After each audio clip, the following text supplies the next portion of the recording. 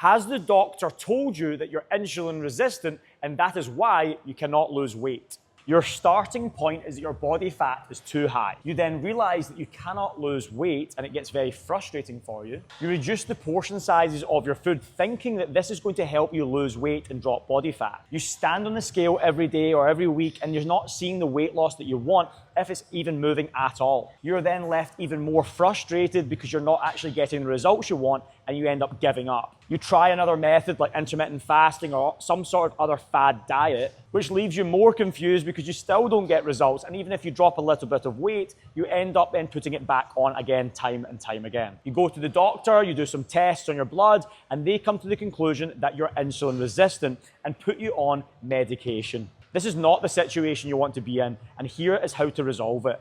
I've worked with thousands of people over the last decade, and here are the stages that people go through in their journey. Number one is they say things like they know what to do, but they're just not doing it. I quickly find out when I ask them the food that they're eating and the things that they think they should be eating, it is completely wrong and it's all over the place. So what we do in stage two is we educate the client on actually what they should be eating to balance their fats, their carbs, and their proteins so it's sustainable for them over the long term and it's easy to implement into their day-to-day life. Stage number three is to see the food quality. You need to see the balance of protein, fats, and carbs on their plate. And are they cooking those meals correctly to the point of where it is enjoyable? If it's not enjoyable, then they're not going to stick to it over the long term. So buying the right quality of meat and making sure that meat is cooked correctly is fundamental for the consistency over the long term. The breakdown of protein, fats, and carbs that should be in the whole day would be around 35% for protein,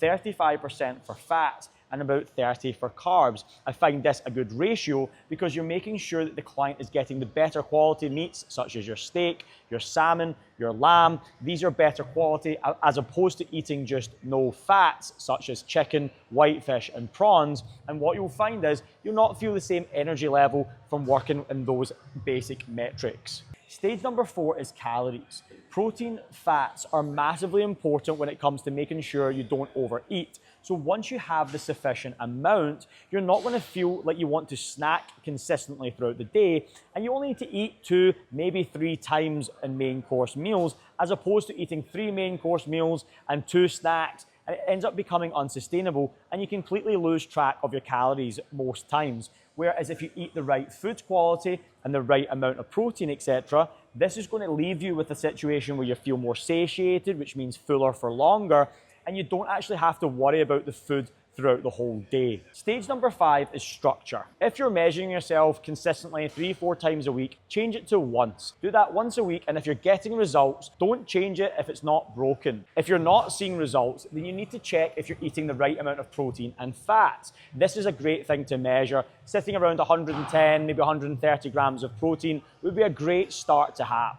My objective for most people is to not have to count calories every day. I think it's hard to actually stick to over the long term, and I don't find it sustainable. And for most people, when we speak to them, they've tried these methods before and they keep failing time and time again. Or they might end up in a situation where they've lost loads of weight before, but once they stop being so strict, they end up putting loads of weight back on, and they fluctuate over the years because they're strict, not strict. And actually, when you find a better foundation of going for food quality, with just aiming for making sure the protein and fats in your food are high enough, you'll find yourself actually not struggling so often and having much more of a steady body fat throughout the year. So to summarize, making sure you measure weekly instead of daily would be a great start. Making sure you're aiming for animal protein, high amounts of it with every single meal that you have. You have no processed foods in your diet throughout the whole week, so 7 days, no processed foods. You train 4 times a week. If you stick to these basic principles, I guarantee you'll lose weight. The only way you're going to figure out if you're actually insulin resistant is to follow these basic principles consistently.